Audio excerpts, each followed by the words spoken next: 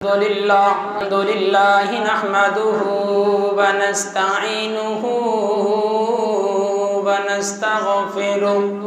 ونستغفره ونؤمن به ونتوكل عليه ونعوذ بالله من شرور أنفسنا ومن سيئات أعمالنا من يهده الله فلا مضل له ومن يضلله فلا هادي له ونشهد أن لا إله إلا الله وحده لا شريك له ولا نظير له ولا وزير له ولا مرشد له ولا معين له نشهد أن سيدنا وسندنا وحبيبنا وطبيبنا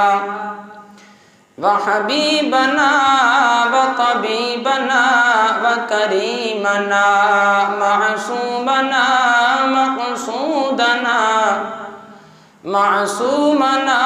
مقصودنا محمدا عبده ورسوله أما بعد فأعوذ بالله من الشيطان الرجيم بسم الله الرحمن الرحيم يريدون ليطفئوا نور الله بأفواههم والله متم نوره ولو كره الكافرون صدق الله وصدق رسوله النبي الكريم الأمين رب اشرح لي صدري ويسر لي أمري واحلل عقدة من لساني يفقه قولي إن الله وملائكته يصلون على النبي يا أيها الذين آمنوا صلوا عليه وسلموا تسلیما. کوئی زبان خاموش نہ رہے. الصلاۃ والسلام علیک یا سید یا رسول اللہ وعلی آلک واصحابک یا سید یا حبیب اللہ. الصلاۃ والسلام علیک یا سید یا رحمۃ للعالمین وعلی آلک واصحابک یا سید یا خاتم النبی. سب نام تو سونا نام جد بچ دو میما. سب نام تو سونا نام جد بچ دو میما. سب نام تو سونا نام جد بچ دو میما. اس نام نو لکھ سلام جد بچ دو میما. اس نام نو لکھ سلام جد بچ دو میما. نور محمد چمکدا آیا. نور محمد چمکدا آیا. عرش فرش تے چانن لایا. سونے نے سونا نام رکھایا. سونے نے سونا نام رکھایا. اس نام تو سب قربان جد وچ دو میما. اس نام تو سب قربان جد وچ دو میما. سب نام تو سونا نام جد وچ دو میما. سارے نام نبی دے پیارے سارے نام نبی دے پیارے ایک دوجے تو ود کے سارے سارے نام تجلیاں والے سارے نام تجلیاں والے اس نام دی وکھری شان جد وچ دو میما اس نام دی وکھری شان جد وچ دو میما اس نام تو سب قربان جد وچ دو میما کملی لے کے عمر گزاری اے گل جان دی دنیا ساری کملی لے کے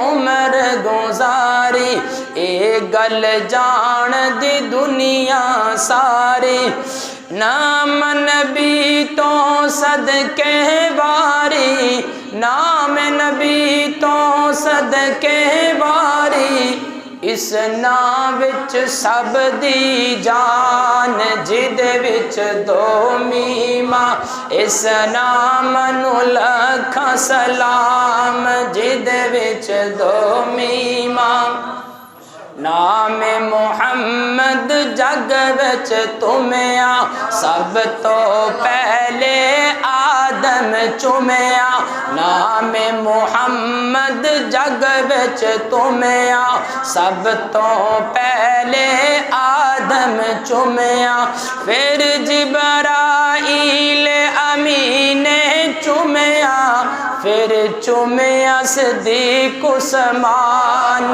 جد وچ دو میما پھر چومیا صدیق عثمان جد وچ دو میما جدوں دا پیار نبی نال پایا لولو دے وچ نور سمایا جدوں دا پیار نبی نال پایا لولو دے وچ نور سمایا عرشاں تو آوازاں آیا عرشاں تو آوازاں آیا حفیظ دل تے لکھ لے نام جد وچ دو میما اس نام نو لکھاں سلام جد وچ دو میما اس نام تو سب قربان جد وچ دو میما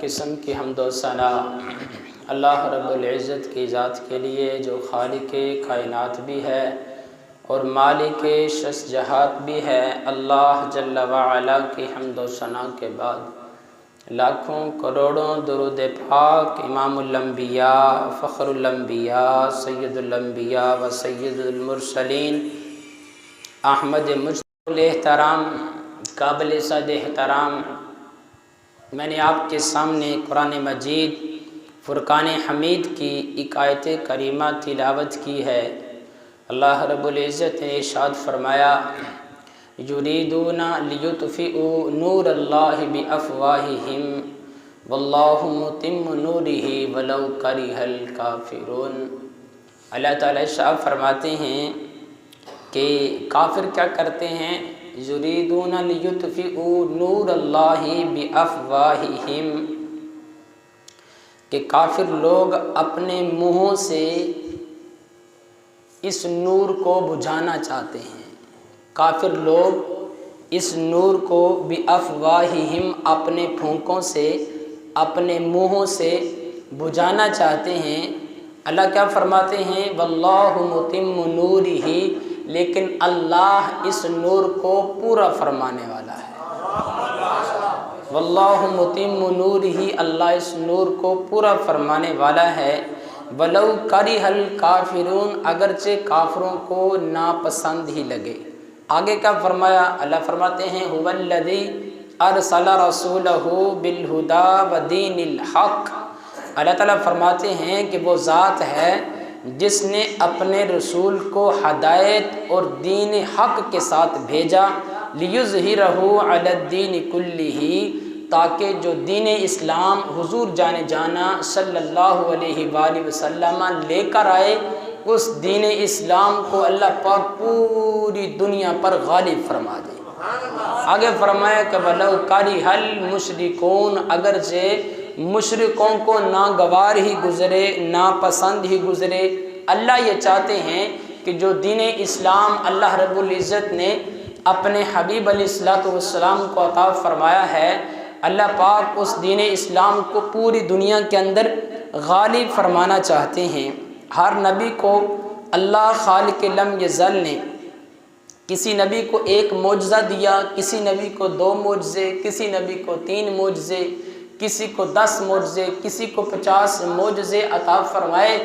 اللہ نے اپنے حبیب علیہ السلام کو بھی معجزے عطا فرمائے، لیکن جب باقی نبیوں اور رسولوں کو معجزے عطا فرمائے تو گنتی کے حساب سے معجزے دیے، لیکن جب اپنے حبیب کی واری آئی تو میرے اللہ نے اپنے حبیب کو 1 2 3 5 10 100 50 نہیں، بلکہ اپنے حبیب کو میرے اللہ نے سراپا معجزہ بنا کر بھیجا۔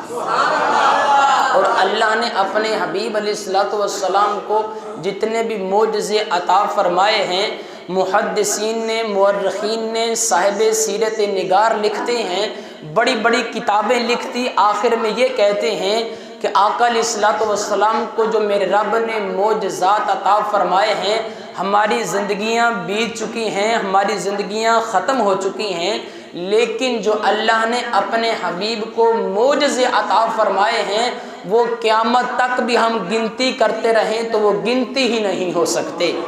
ان معجزات میں سے سب سے بڑا معجزہ جو میرے اللہ نے اپنے حبیب علیہ السلام کو عطا فرمایا، اس معجزے کا نام قرآن مجید ہے۔ اس معجزے کا نام قرآن مجید ہے۔ آپ سب کے یہ علم میں ہے کہ سویڈن کے اندر اور ہالینڈ کے اندر معاذ اللہ قرآن پاک کی بے حرمتی کی گئی، قرآن پاک کو نظر آتش کیا گیا، قرآن پاک کو معاذ اللہ جلایا گیا۔ ان کی یہ سازشیں آج سے نہیں ہیں۔ آقا علیہ السلام کے دور اقدس میں کچھ یہودی اکٹھے ہو کر انہوں نے ایک مشورہ کیا۔ یہ دیکھیں ان کی جو سازشیں ہیں، ان کی جو چالیں ہیں، یہ آج سے نہیں ہیں، یہ اس وقت سے ہیں جب سے قرآن پاک نازل ہوا کہ کسی نہ کسی طرح سے، کسی نہ کسی طریقہ سے قرآن پاک کو ختم کیا جائے۔ جب قرآن پاک معاذ اللہ ختم ہوگا تو مسلمان ختم ہو جائیں گے، جب مسلمانوں سے مسلمانیت ختم ہوگی تو یہ یہودی اور عیسائی بن جائیں گے، اور یہودی عیسائی چاہتے ہی یہ ہے کہ مسلمان نہ رہیں بلکہ یہودی اور عیسائی بن جائیں۔ آقا علیہ السلام کے دور اقدس میں کچھ یہودی اکٹھے ہوئے، مشورہ کیا کہ کسی نہ کسی طرح سے مسلمانوں کے دلوں سے جو نبی پاک کی محبت ہے اس کو نکالا جائے اور ان کو دوبارہ یہودی اور عیسائی بنا دیا جائے۔ اب انہوں نے ایک مشورہ کیا، مشورہ کرنے کے بعد کہنے لگے کہ ہم میں سے جو کچھ ہمارے خاص لوگ ہیں وہ جائیں، مسلمانوں کے ساتھ مل جائیں اور مل کے کہیں کہ آپ بھی مسلمان ہیں، ہم بھی مسلمان ہیں، جس طرح تم نے کلمہ پڑھا ہوا ہے ہم نے بھی کلمہ پڑھ لیا ہے، تم بھی مسلمان ہو ہم بھی مسلمان ہیں، ہم تمہارے ساتھ ہیں۔ لیکن میٹنگ کیا ہوئی تھی، مشورہ کیا ہوا تھا کہ کچھ دیر تک، کچھ عرصے تک، مہینہ 2 مہینے 6 مہینے ہم ان کے ساتھ گل مل کے رہیں گے، لیکن جب نبی پاک علیہ السلام کے قریب میں بیٹھیں گے تو پھر بعد میں ہم مسلمانوں سے کہیں گے کہ نہیں معاذ اللہ یہ وہ نبی نہیں ہے جس کی صفات تورات اور انجیل آسمانی کتابوں کے اندر تھی، وہ نبی کوئی اور ہے، تم ایسے ہی اس نبی کے پیچھے لگ گئے ہو، اس نبی کا کلمے پڑھنے لگ گئے ہو۔ تو اس طرح سے مسلمان جو نئے مسلمان ہوئے ہیں وہ، یا جو مسلمان ہو چکے ہیں وہ، تو ان کے دل و دماغ کے اندر شکوک و شبہات پیدا ہو جائیں گے اور مسلمان اس سے پھر جائیں گے، مسلمان یہ کلمہ پڑھنا چھوڑ دیں گے اور اس نبی کا انکار کر دیں گے۔ اب ان کی سازشیں ہو رہی ہیں تو اللہ کیا فرماتے ہیں، اللہ تعالیٰ نے ان کی سازش کو ناکام کرتے ہوئے ان کا پردہ چاک فرمایا۔ اللہ فرماتے ہیں کہ وَقَالَتْ طَائِفَةٌ مِّنْ أَهْلِ الْكِتَابِ آمِنُوا بِالَّذِي أُنزِلَ عَلَى الَّذِينَ آمَنُوا وَجْهَ النَّهَارِ وَاكْفُرُوا آخِرَهُ لَعَلَّهُمْ يَرْجِعُونَ۔ اللہ تعالیٰ فرماتے ہیں کہ اہل کتاب کے ایک گروہ نے کہا جو قرآن مسلمانوں پر نازل ہوا ہے تم صبح کو اس پر ایمان لاؤ اور شام کو اس کا انکار کر دو، لعلہم یرجعون، تاکہ یہ مسلمان واپس پلٹ آئیں، تاکہ یہ مسلمان واپس پھر جائیں، تاکہ مسلمان دوبارہ یہودی، عیسائی، مشرک، کافر بن جائیں۔ تو قرآن پاک کے خلاف ان کی جو سازشیں ہیں یہ آج سے نہیں ہیں، یہ اس وقت سے چلی آ رہی ہیں۔ مکہ کی سرزمین ہے، مکہ کے اندر اب عرب کے اندر ان کا ایک بہت بڑا شاعر امرؤ القیس بڑا فصیح اور بلیغ شاعر تھا، تو اس وقت کلام لکھے جاتے تھے عربی کے اندر، کلام لکھ کے وہ مقابلے کیے جاتے تھے۔ آقا علیہ الصلوۃ والسلام پہ جب قرآن پاک نازل ہونا شروع ہوا تو مشرکین مکہ کہنے لگے کہ نہیں نہیں، یہ معاذ اللہ کہانت ہے، یہ جادو ہے، یہ شاعری ہے، یہ کوئی اللہ کا کلام نہیں ہے، یہ تو نبی پاک علیہ الصلوۃ والسلام نے معاذ اللہ اپنی طرف سے بنا لیا ہے، تو یہ تو معاذ اللہ جادوگر ہے، معاذ اللہ یہ کہانت ہے۔ تو اس طرح کی باتیں منسوب کر رہے تھے۔ آقا علیہ الصلوۃ والسلام نے ارشاد فرمایا، بلکہ اللہ کا قرآن نازل ہوا سورۃ البقرہ تیسرے رکوع کے اندر، اللہ پاک فرماتے ہیں فَأْتُوا بِسُورَةٍ مِّن مِّثْلِهِ، اے میرے محبوب آپ ان سے فرما دیجئے اگر یہ معاذ اللہ کہانت ہے، جادو ہے، شاعری ہے، پوئٹری ہے، تو آپ بھی اس کی مثل لے کے آؤ، فَأْتُوا بِسُورَةٍ مِّن مِّثْلِهِ، تم بھی اس کی مثل لے کے آؤ۔ کوئی نہ لا سکا، کوئی جواب نہ دے سکا۔ آقا علیہ السلام نے فرمایا کہ تمہارے اندر امرؤ القیس جیسا بڑا فصیح اور بلیغ شاعر موجود ہے، اس کی مثل لے کے آؤ۔ یہ قرآن کا پہلا چیلنج تھا، کوئی بھی مشرک اس چیلنج کا جواب نہیں دے سکا۔ قرآن پاک نے 11ویں سپارے کے اندر دوسرا چیلنج کر دیا۔ قرآن پاک کا دوسرا چیلنج کیا تھا؟ قرآن پاک میں اللہ پاک نے فرمایا کہ فَأْتُوا بِعَشْرِ سُوَرٍ مِثْلِي، چلو اس کی مثل نہیں لا سکتے، 10 صورتیں لے آؤ، 10 صورتیں لے آؤ، کوئی نہ لا سکا۔ تیسرا چیلنج قرآن پاک میں 12ویں سپارے میں پھر کیا، قرآن پاک میں پھر فرمایا کہ فَأْتُوا بِسُورَةٍ مِّن مِّثْلِهِ، چلو تم اس کی مثل بھی نہیں لا سکے، 10 صورتیں بھی نہیں لا سکے، ایک آیت ہی لے آؤ، ایک آیت ہی لے آؤ۔ یہ چیلنج کیا تھا قرآن پاک میں، کوئی بھی اس چیلنج کا جواب نہیں دے سکا۔ بالآخر آقا علیہ الصلوۃ والسلام نے سورۃ کوثر لکھ کر کعبے کی دیوار کے ساتھ لٹکا دی۔ جو بھی بڑے بڑے آتے شاعر آتے اس کو دیکھتے، بڑے بڑے فصیح اور بلیغ شاعر آتے نظر ڈالتے اور یہ کہہ ڈالتے کہ یہ دنیا کے اندر کسی بندے کا کلام نہیں ہے، یہ حقیقتاً میرے رب کا کلام ہے، اس کا کائنات کے اندر کوئی بھی مقابلہ نہیں کر سکتا۔ اس لیے کسی نے کہا تھا کہ ایک آیت قرآن کی تلاوت کرنا، جان پر کھیل کر اظہار صداقت کرنا، اور اس کا ثبوت مکہ کی سرزمین پر ایک 7 سال کا بچہ ہے، میرے حضور کعبہ کی سرزمین کے اندر جا کے، کعبہ کے اندر حرم پاک کے اندر داخل ہو کے قرآن پاک کی تلاوت فرماتے ہیں۔ وہ بچہ چھپ چھپ کے آتا ہے، والد اس کا دنیا میں نہیں ہے، چچا پرورش کر رہا ہے، وہ چھپ چھپ کے آتا ہے اور آ کے قرآن پاک کی تلاوت سنتا ہے۔ میرے حضور قرآن پڑھتے گئے، قرآن اس بچے کے سینے پہ اترتا گیا۔ میرے حضور نے جتنا قرآن پڑھا اتنا قرآن اس بچے کے سینے پہ اتر گیا۔ جب مدینہ کے اندر ہجرت کی نا، ابھی وہ 9 سال کا بچہ تھا، تو آقا علیہ الصلوۃ والسلام نے فرمایا کہ مدینہ کے اندر سب سے پہلے جو امام بنے گا نا، وہ امام بنے گا جس کے پاس سب سے زیادہ قرآن محفوظ اس کے سینے کے اندر ہوگا۔ تو 9 سال کا بچہ اس وقت بڑے بڑے صحابہ اکرام کے سامنے کھڑا کر کے اس کو امام بنا دیا۔ تو یہ قرآن پاک وہ بچہ ہو یا 80 سال کا بوڑھا ہو، اگر اس کی محبت قرآن پاک کے ساتھ ہے، اس کی لگن قرآن پاک کے ساتھ ہے، تو پھر یہ جو کلام ہے یہ ان قوموں کو بلند کرتا ہے۔ یہ بھی میری بات نہیں ہے، اللہ کا قرآن کہتا ہے 16واں پارہ پہلا رکوع، ان ھذا القرآن یہدی للتی ہی اقوم ویبشر المؤمنین۔ اس کا سادہ الفاظ میں ترجمہ یہ ہے کہ جب تک قوموں نے قرآن کو سینے کے ساتھ لگا کے رکھا تو اس قرآن نے قوموں کو بلند کیا۔ آج سے 1450 سال پہلے کی تاریخ اگر آپ اٹھا کے دیکھیں تو اس وقت قرآن پاک کو با اختیار مقام دیا گیا، اس وقت قرآن پاک کو با حیثیت ایک مقام عطا فرمایا گیا۔ جب اس وقت قرآن پاک کو ایک با اختیار با حیثیت مقام دیا تھا تو پھر اللہ کے نبی علیہ الصلوۃ والسلام نے ارشاد فرمایا کہ جو تم میں سے نکاح کرنا چاہتا ہے نا، اس کے پاس درم و دینار نہیں ہے، تو وہ اپنی بیوی کو اتنی آیات سکھا دے، یہی اس کے نکاح کا مہر ادا ہو جائے گا۔ اس وقت قرآن پاک کو ایک بااثر اور با اختیار باحیثیت مقام دیا گیا، اس لیے صحابہ کرام جس میدان کے اندر بھی اترتے تھے اللہ کا قرآن پڑھتے تھے یا میرے حضور کا فرمان پڑھتے تھے۔ ہر میدان کے اندر جو صحابہ کرام نے فتح حاصل کی ہے تو اس کے پیچھے یہ اللہ کا قرآن تھا۔ اللہ کا قرآن پڑھتے جا رہے تھے، اللہ کی رحمت نازل ہوتی جا رہی تھی۔ میرے حضور علیہ الصلوۃ والسلام نے فرمایا ایک جنگ کے موقع پر، میرے صحابوں پہرا دینا ہے۔ دو صحابہ کو پہرا دینے کے لیے کھڑا کر دیا۔ اب وہ پہرے کے لیے کھڑے ہو گئے۔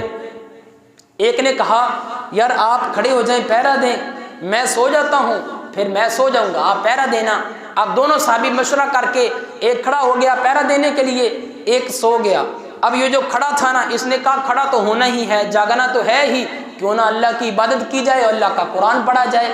اب اس صحابی نے اللہ اکبر نیت باندھ لی، قرآن پڑھنا شروع کیا۔ قرآن پڑھتے جا رہے ہیں، پڑھتے جا رہے ہیں، پڑھتے جا رہے ہیں۔ دشمن آیا، اس نے دیکھا پتہ نہیں انسان ہے یا کوئی درخت کھڑا ہے جو حرکت نہیں کر رہا، کوئی انسان ہے یا درخت ہے جو حرکت نہیں کر رہا۔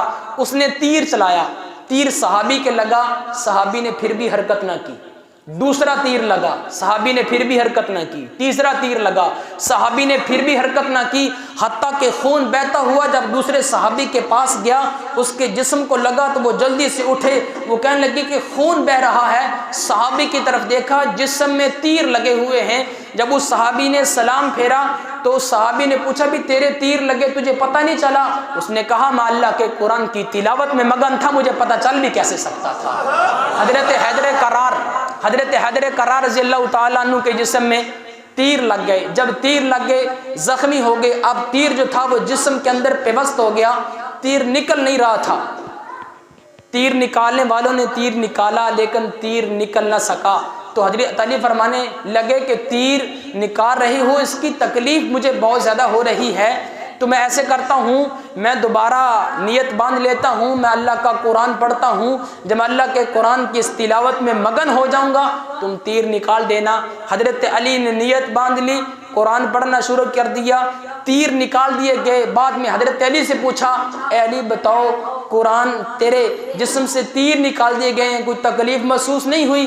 تو حضرت علی فرماتے ہیں مجھے پتہ بھی نہیں چلا تم نے تیر کب نکال دی۔ جب قرآن پاک کو ایک با اختیار با حیثیت مقام دیا تھا تو قرآن پاک نے اپنا اثر بھی دکھایا تھا۔ آج اپنا اثر قرآن پاک کیوں نہیں دکھا رہا؟ میرے معاشرے کے اندر 90% لوگ ایسے ہیں جن کو قرآن پڑھنا نہیں آتا، اور 5% لوگ ایسے ہیں وہ قرآن تو ناظرہ پڑھتے ہیں لیکن تجوید کے مطابق نہیں لکھتے۔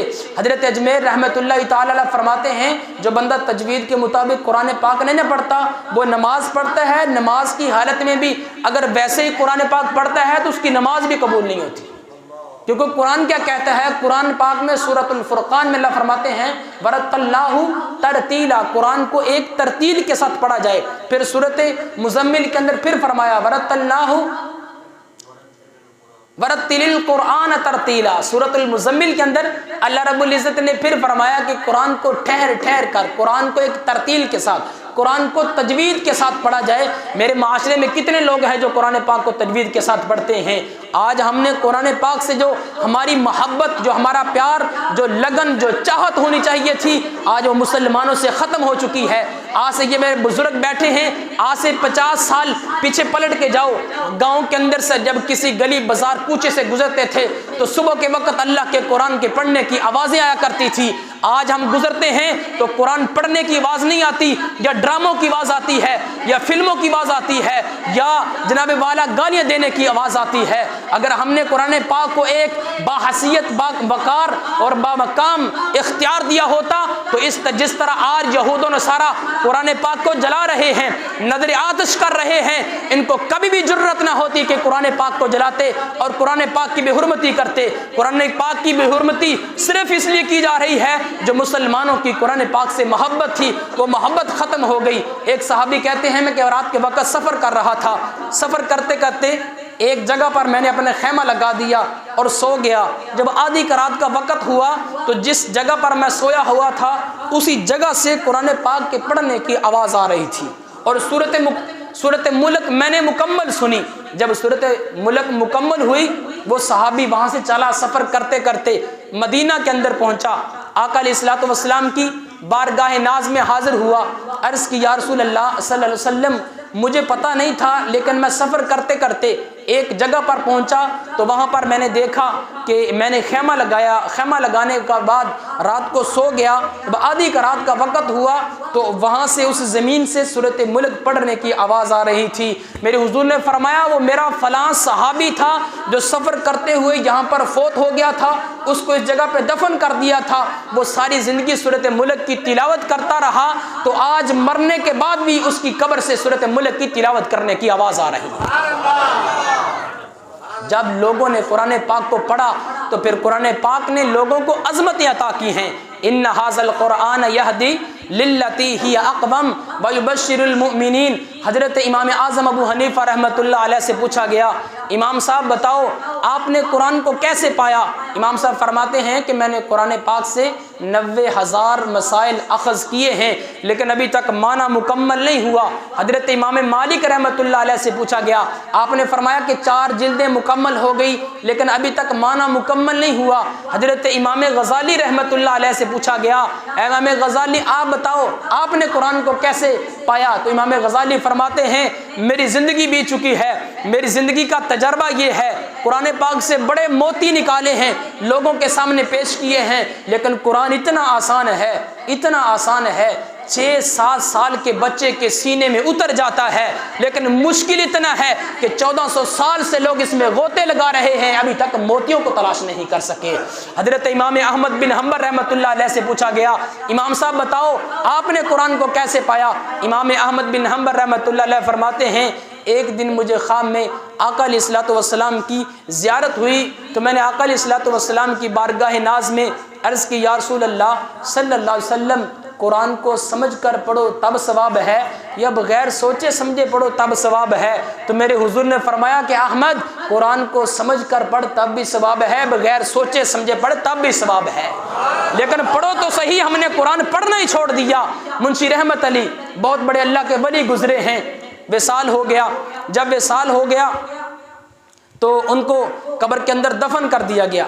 جب قبر کے اندر دفن کر دیا گیا تو جو دفن کرنے والے تھے ان میں سے کسی کی چیز اس کی قبر کے اندر گر گئی، لوگوں سے کہنے لگا کہ میری ملازمت کا مسئلہ ہے، میری وہ چیز نکالی جائے، قبر کو کھولا جائے، ابھی میت کو دفن کیا ہے، لوگوں نے بھی کہا یہ وقت کا ولی ہے تو کیوں نہ قبر کو کھول لیا جائے، کوئی حرج نہیں۔ قبر کو جب کھولا گیا تو قبر جو تھی وہ جنت کی خوشبو سے مہک رہی تھی، اس کو اپنی ملازمت اپنا کارڈ اپنی چیز بھول گئی، جلدی سے دوڑتا ہوا اس کے گھر میں گیا، دروازے پہ دستک دی، اس کی بیوی نکلی، پوچھا یہ بتائیے کہ آپ کا خامد کیا کام کرتا تھا؟ اس نے کہا کام کیا؟ ساری زندگی کھیتی باڑی کا کام کرتا رہا۔ نہیں یہ بتاؤ کہ وہ عبادت کون سی کرتا تھا؟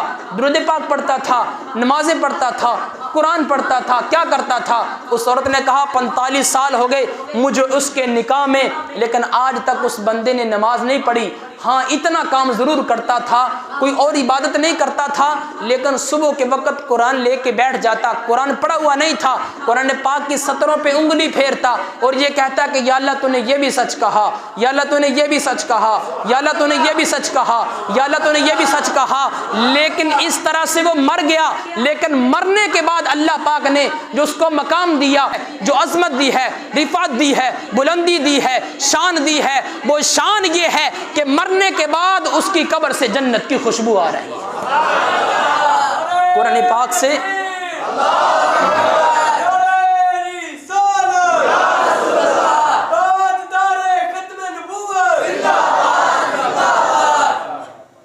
قرآن پاک کو زندہ باد، عظمت قرآن، عظمت قرآن، عزت قرآن، عظمت قرآن۔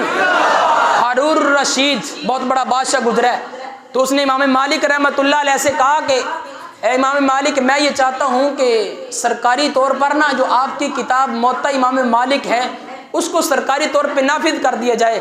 پتہ امام مالک رحمۃ اللہ علیہ نے کیا فرمایا؟ امام مالک رحمۃ اللہ علیہ فرمانے لگے کہ اے ہارون الرشید آپ کی بات بالکل درست ہے کہ سرکاری طور پہ اس بات کو، اس کتاب کو جاری کر دیا جائے، اس فرمان کو جاری کر دیا جائے، موطا امام مالک کو جاری کر دیا جائے۔ لیکن آگے سے امام مالک رحمۃ اللہ علیہ فرمانے لگے اور جب اللہ کی کتاب یہ قرآن مجید موجود ہے تو اللہ کی کتاب کے ہوتے ہوئے موطا امام مالک کو کیا ضرورت ہے سرکاری طور پہ نافذ کر دیا جائے۔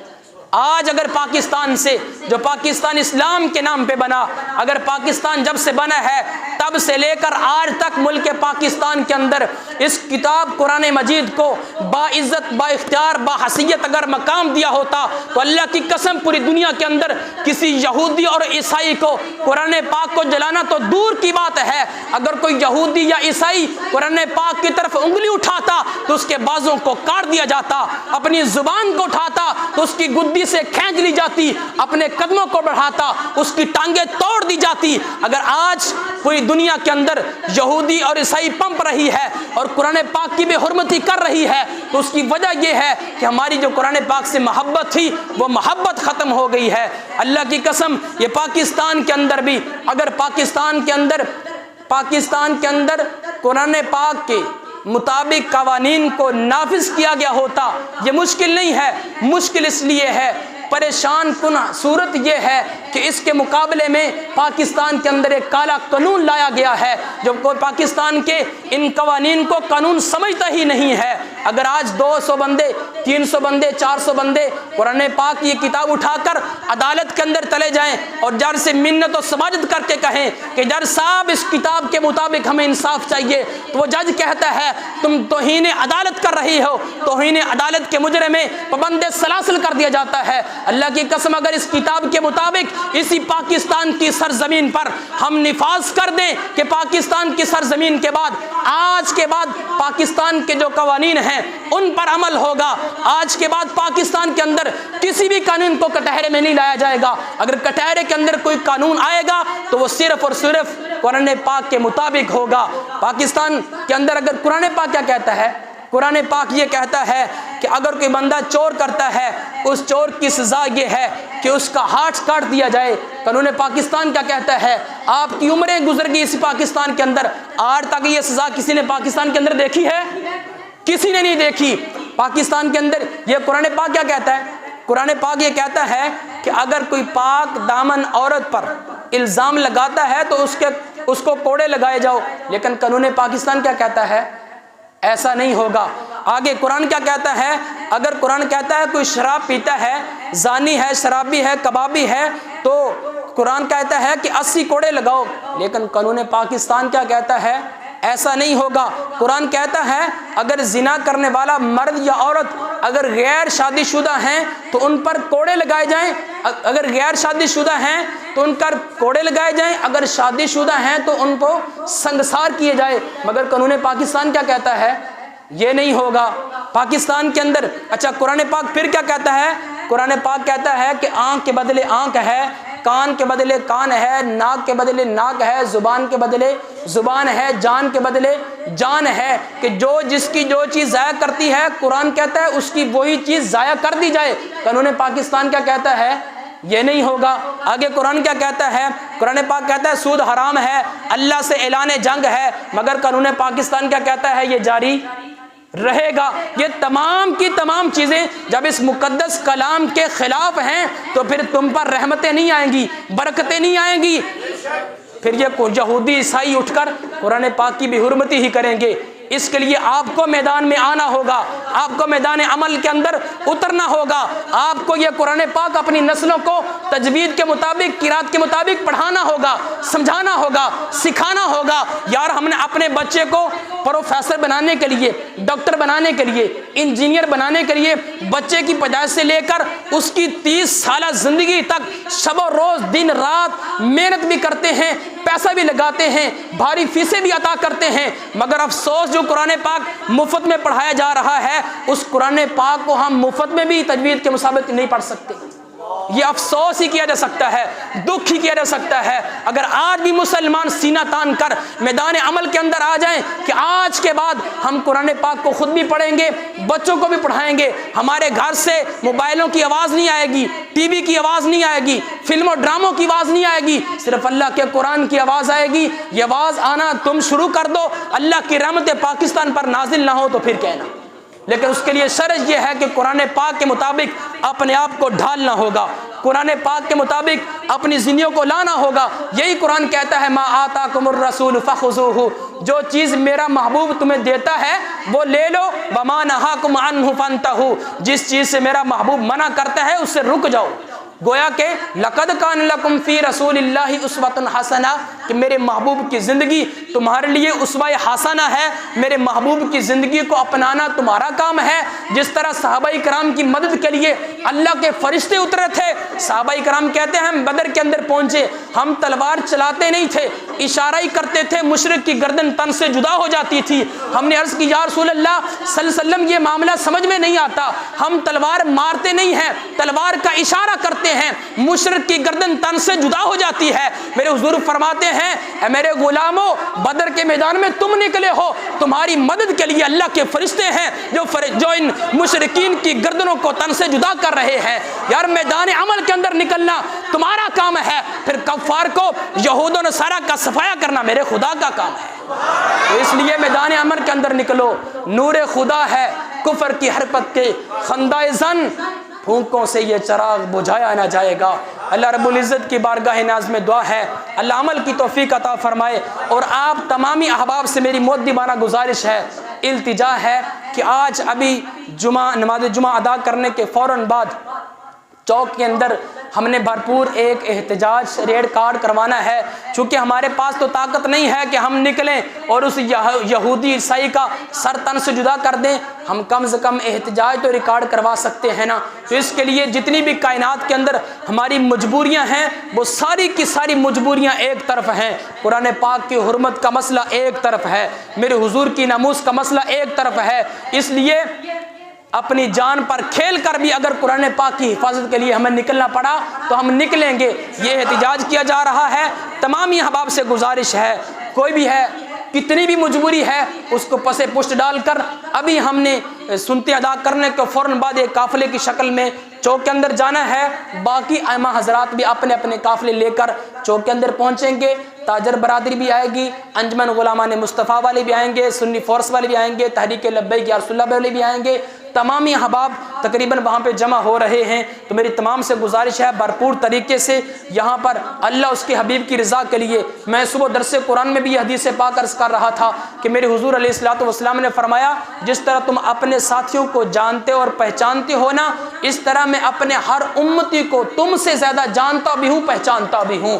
تو میرے حضور جانتے ہیں پھر کون کون قرآن پاک کی حرمت کے لیے میدان عمل میں نکلا ہے، ورنہ کل قیامت کے دن آقا علیہ الصلوۃ والسلام نے یہ پوچھ لیا اے میرے امتی اس قرآن پاک کو جلایا گیا، بتا تو دنیا کے اندر کیا کر کے آیا؟ عرض کریں گے یا رسول اللہ ہم نے نمازیں پڑھی ہیں، روزے رکھے ہیں، زکوٰۃ دی ہے، خیرات کی ہے۔ اللہ فرمائے گا یہ سب کچھ اپنے لیے کر کے آیا ہے، اور بتا دین اسلام کے لیے، قرآن کے لیے، میرے لیے کیا کر کے آیا ہے؟ اس لیے آج وقت ہے کہ حضور کے دین کے ساتھ کھڑے ہو جاؤ اور ابھی احتجاج کے لیے نکلو ہمارے ساتھ۔ اللہ پاک سے دعا ہے کہ اللہ پاک ہمیں عمل کرنے کی توفیق عطا فرمائے۔ وما علینا الا البلاغ۔